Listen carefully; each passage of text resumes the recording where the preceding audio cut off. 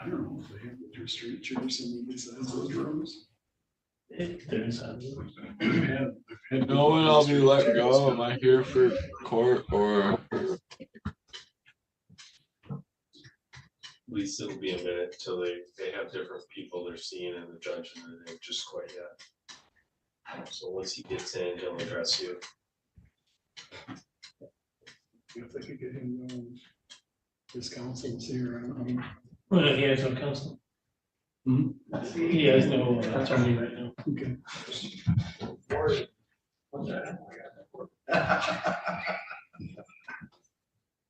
Okay, Mr. Least, I just wanted to let you know, you've got a pending felony matter.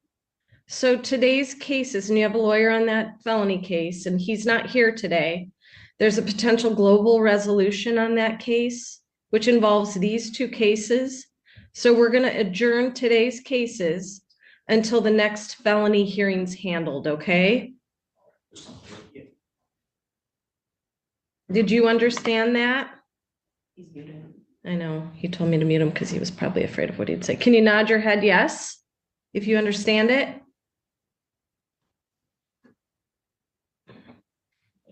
We'll take a chance. There you go. Okay, Mr. List, did you want, you're unmuted. Did you understand that?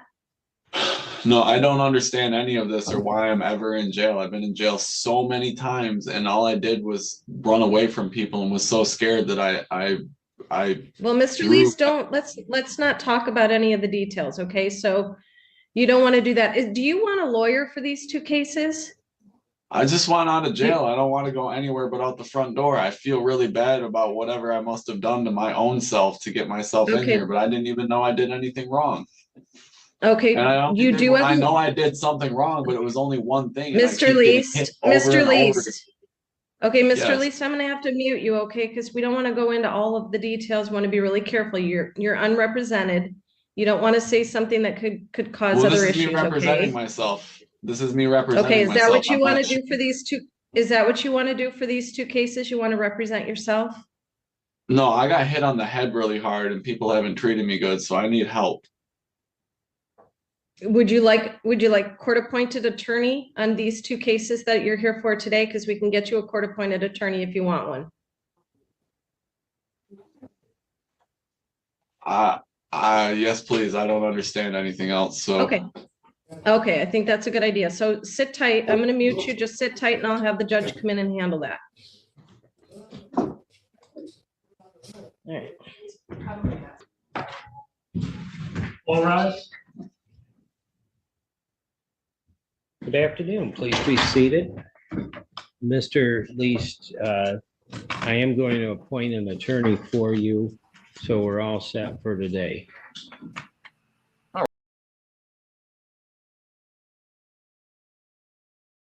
Are you good to go, Mr. Gayoso?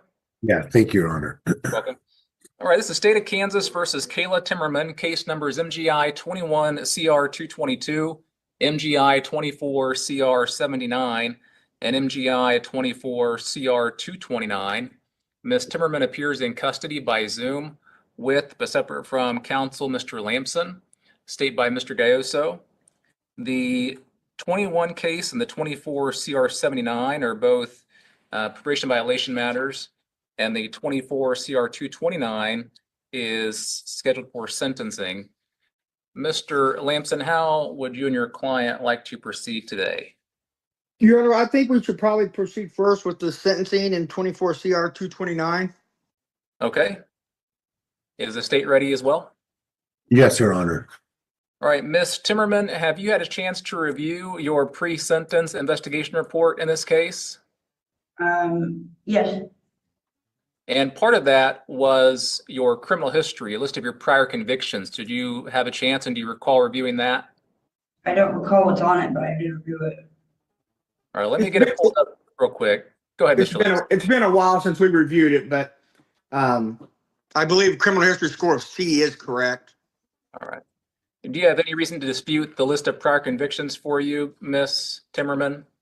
No, I thought it was F-Fox, but Well, this shows you have a person felony, aggravated assault, in case number 24 CR 79, which is one of the matters pending today, a non-person felony out of Nowata, Oklahoma. It's like a DUI, a CF 21-15. Okay.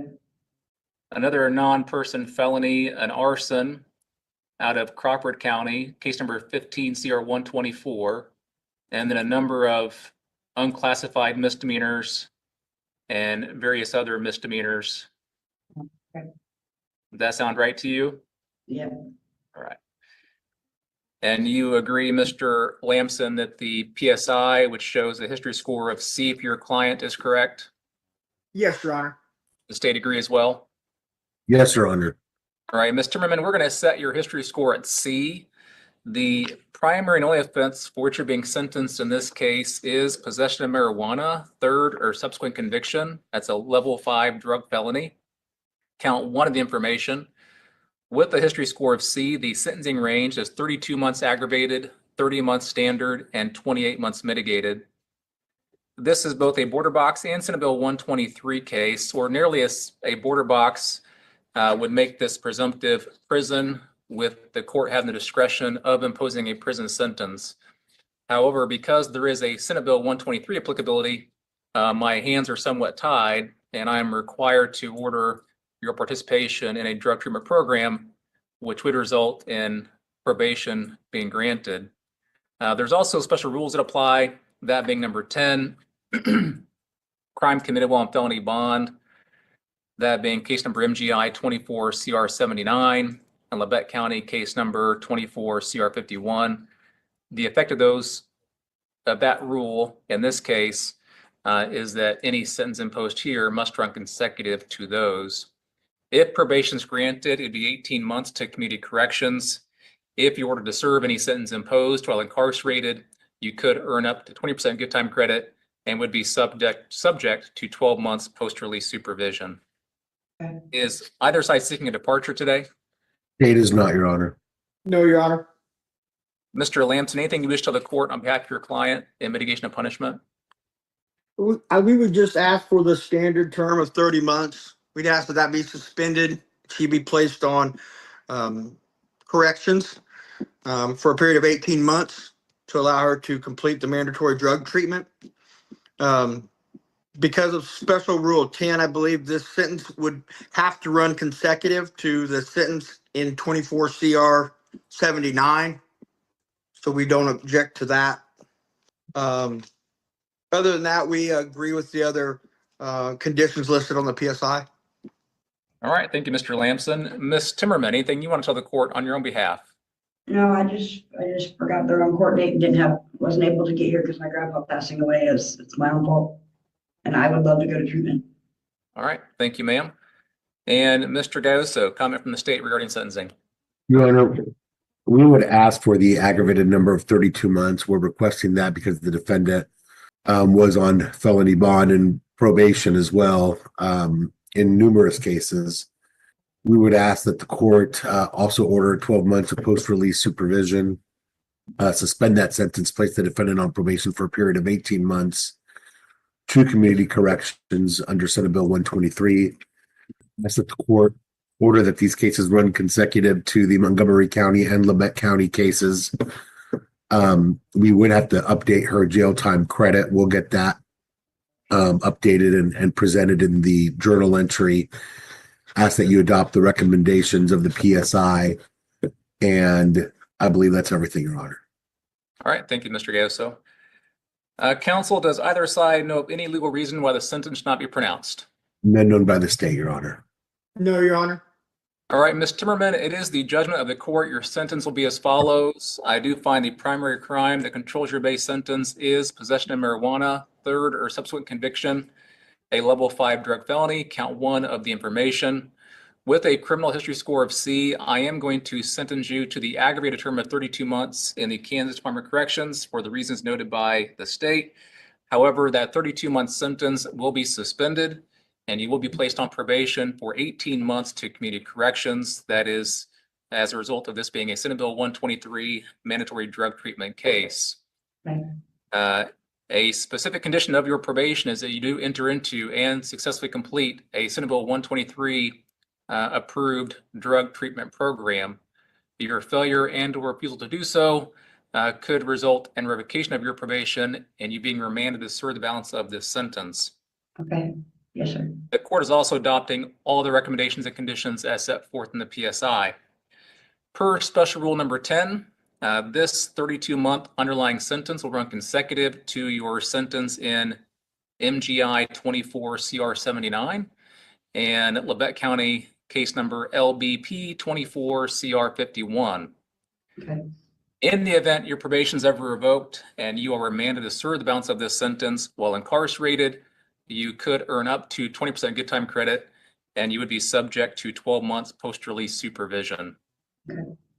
I'm going to assess court costs of $193, a probation fee of $120, a fingerprinting fee of $45. We will waive the DNA collection fee. I'm going to waive the attorney's fees. The court is somewhat familiar with Ms. Timmerman's financial situation. But for the record, you know your attorney's fees, Mr. Lamson? It'd be approximately $1,500 on this case, Your Honor. All right, we'll note that Mr. Lamson's fees are approximately $1,500, but those are being waived as well as the bid's application fee. There is a Senate Bill 123 assessment fee and offender reimbursement fee. Those will also be waived. The court finds that imposing those would be a burden of hardship upon Ms. Timmerman. Was there a lab fee in this case?